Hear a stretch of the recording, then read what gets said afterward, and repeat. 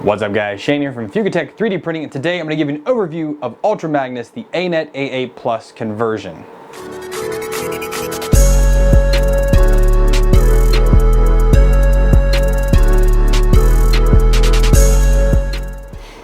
Welcome back guys. So this is Ultra Magnus. Now what this is actually an ANET AA Plus printer, but converted to be kind of like a Prusa Bear, or I guess a Bear build, because it has all the extrusion already needed, and it's a very easy conversion in my opinion. Now this was created by Aaron. He runs the Geared channel. He is also one of my moderators, both in YouTube and on the Discord channel, and he came up with this along with Brandon, another one of my mods. But Aaron did all the design work on this, and the idea was to how can we make the ANET AA Plus a better printer. Now if you guys saw my review and the live streams of that printer, it was honestly pretty fantastic out of the box. I got great prints, has good part cooling, reliable hardware, a lot of the safeties were enabled in the Marlin firmware by default. Like, it had a lot of things going for it, things that like the ANET A8 does not, and that like the ET4 does not. I can't say the other printers, I've only dealt with those other ones, but this was definitely like the shiny star in the ANET lineup. So we thought, why not do a conversion to kind of make it like a Bear? And that's exactly what happened here. Now, not all these parts original, but this is a lot of original parts from Aaron and kind of grabbing parts from other people to kind of make a one-all setup. Now, my whole goal to this was to do this upgrade as cheaply as possible and by reusing as many of the parts as I could from the original ANET A8 Plus build. So we used the same extrusion, the same, all the smooth rods, the Z rods, all the same. We're using the same power supply, using the same heated bed, just upgraded a little bit. I guess that's it. And the frame.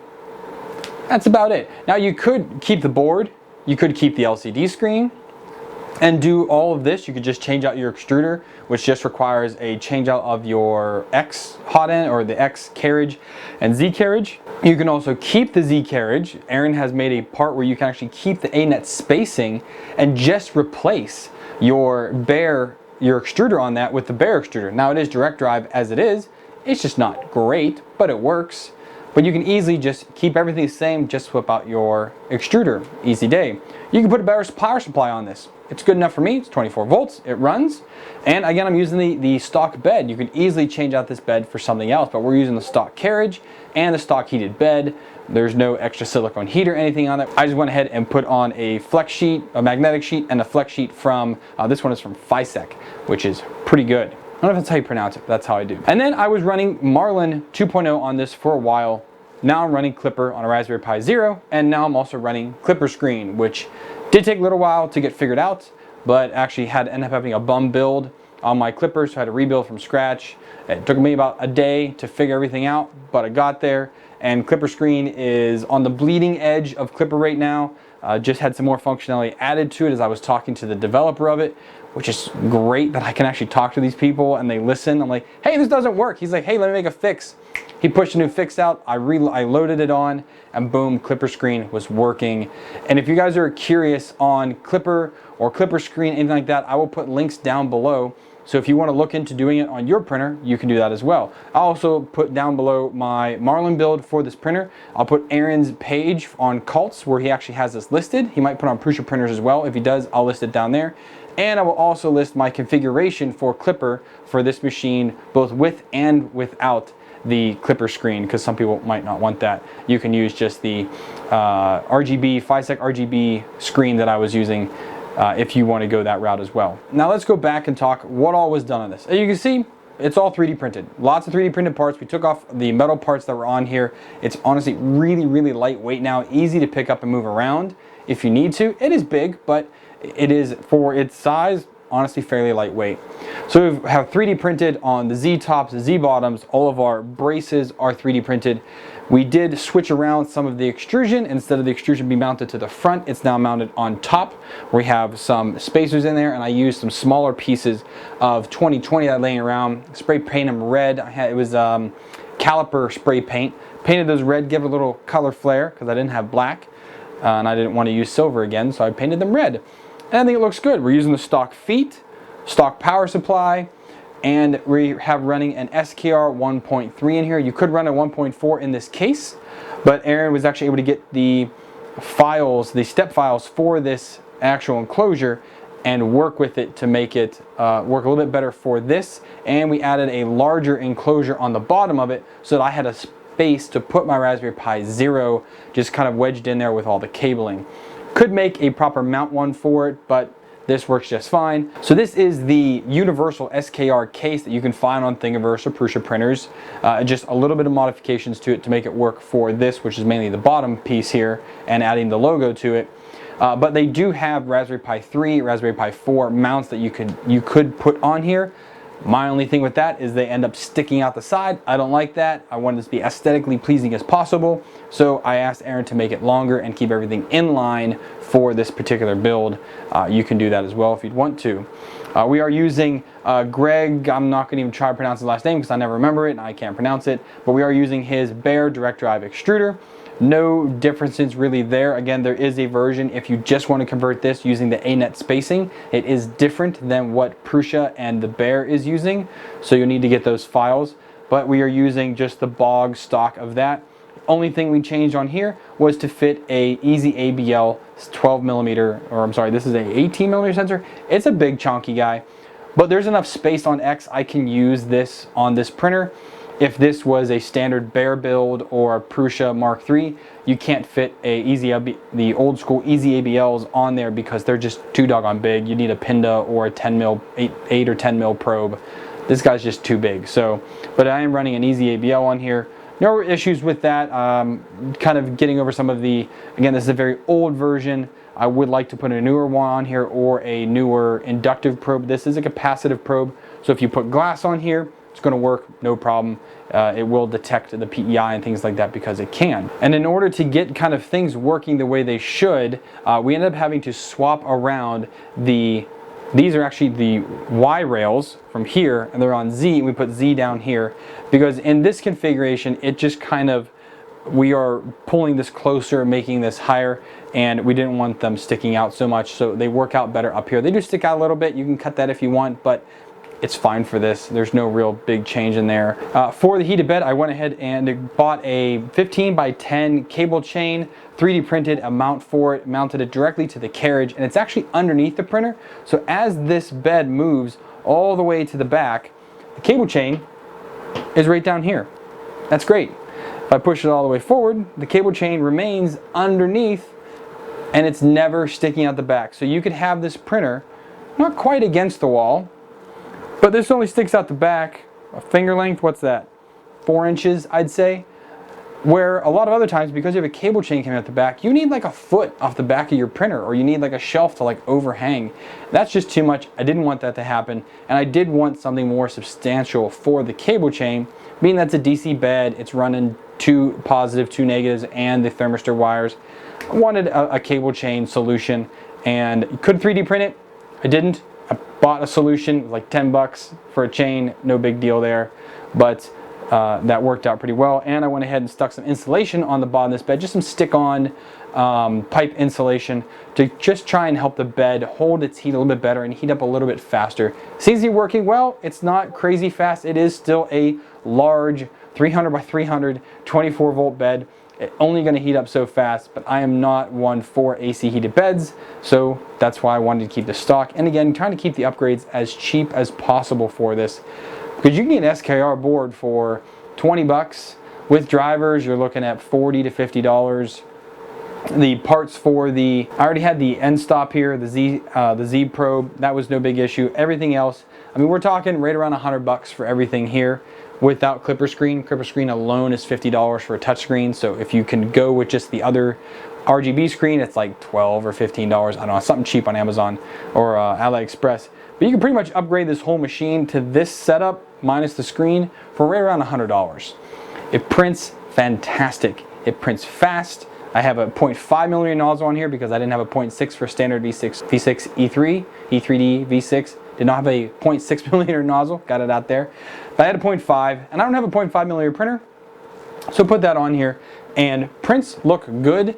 And with that 0.5 nozzle, just even going up from a 0.4, you definitely have a lot more rigidity in your print, which is great. Like, this is a single vase mode and it's strong. It doesn't really bend and flex and flake like a 0.4mm does.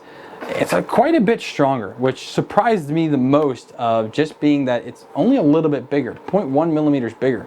That's not a whole lot more, but it just is so much more when it actually does print things. And I went ahead and print a few parts here to kind of just show. I actually printed a whole slew of these for our Christmas decorations because I still had this green PLA, and it comes out absolutely great. Now, I will say, this is not a Prusa, this is not a Bear. This is a $180 machine upgraded to be, right now it's probably about $250. So you're in Ender 3, V2 range, things like that.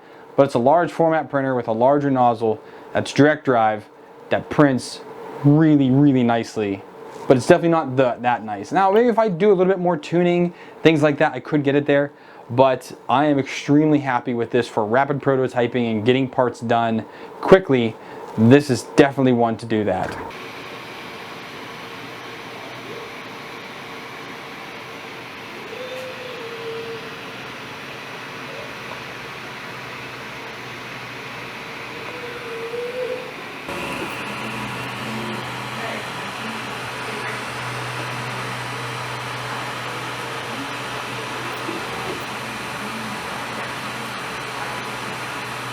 Now, I did say we talk about the flex plate here. Again, this is a FiSec flex plate. I believe this was around $50 for a 300 by 300. They have pretty much every size there. I've never used one of theirs before, so I wanted to buy one just to kind of try it out. And I do have this little octopus guy on here, and I kind of want to see how easily this comes off. Yeah, and this guy isn't the greatest quality, but it did print really fast. It was what, an hour and a half, hour and 45 minutes, something like that. It was pretty fast, but I wanted to see, and it did work at 0.3mm nozzle, so it's pretty rough. Like, this is not a quality print here. This is a how fast can I print something that's print in place. So if we just flex here, and there it is. It's like that. Everything works. Not too bad. Again, 0.3mm layer heights.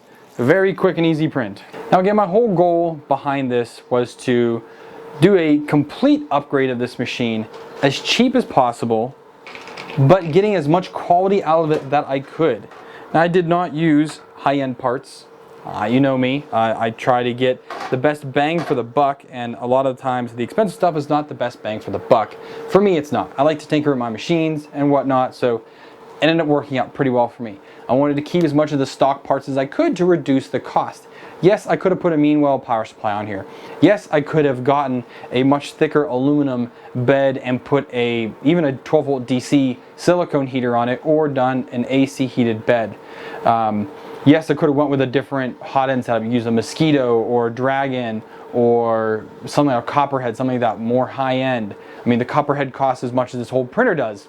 It doesn't really seem like a lot of what makes sense to me.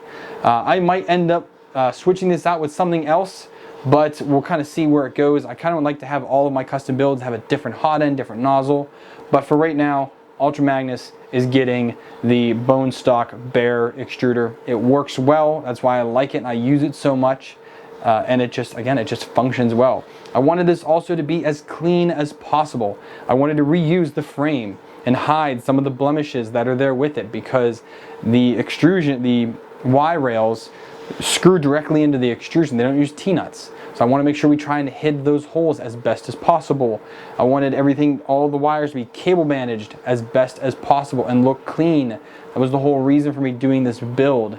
And I think we succeeded there, and it's a fantastic build. Now, because this is the Bear extruder, you can print pretty much anything in this. You can print PLA, PETG, ABS, if you would kind of cover this over. Polycarbonate, again, cover it over. Flexible filaments. Anything pretty much you want to print can go on here. I do like this flex sheet also because PLA sticks to it so well. This was a PLA print. With the Prusa textured sheet, PLA doesn't really stick very well to it. At least for me, it doesn't.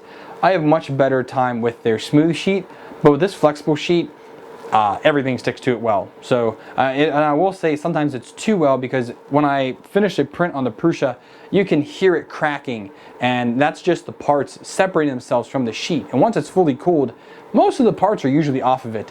This one, they're kind of still held on. As you saw, that this print finished an hour and a half, 2 hours ago. So the print bed is all the way down to 26C, which is pretty much what it sits at, 24C, something like that. And I still had to flex it in order to get this guy off, which is fine. It's just something to be aware of. I think that's it, and I kind of did this as I wanted to do kind of a once-over video so you could see what the printer looks like, what it's capable of, and if it's something that you want to actually embark on. And if you do, I'll put a link down below where you can pick up an ANET A Plus as cheap as possible. I have found a lot of issues lately with AliExpress and shipping from China. This was actually from a US office, so you can easily get them for about $180 to $200. If you pick this up sub 200, it's very much worth it. Even stock, it does print very well, but if you want to take it to the next level and be able to do a little bit more with it and get a little bit better quality out of it, I definitely think that this upgrade is worthwhile, and it also looks absolutely fantastic. So that also gets brownie points, in my opinion. I hope you guys enjoyed this overview of Ultra Magnus, and I hope again that this inspires you to do what Aaron did here and what I built it, and go and remake another cheap printer or make your own DIY. And that's gonna be it, guys. So please like the video if you did. If you didn't, let me know what you thought. I thought this was a ton of fun. I tuned this for days and days and days, getting it just right. We worked on the parts for so many times. We put a lot of heart and soul into this build, and I hope you guys do enjoy it. If you guys want to support me, help me build projects like this, down below you find a link for Patreon, and that is a monthly help that my patrons give to me that I can put that towards builds or equipment or just buying parts to do things around the shop, or even just fixing things. Other ways to support the channel, there's going to be some affiliate links and some one-time donation links down below. Consider using those when you do your shopping. Every single penny that I get via there, every single penny that I get from all of my revenue, I put back into the channel to buy machines, buy equipment, or buy parts to help upgrade machines. So I do hope you guys take the time to use those down below. I greatly appreciate it. Hope you guys enjoyed the video. Happy printing. I'll see y'all next time.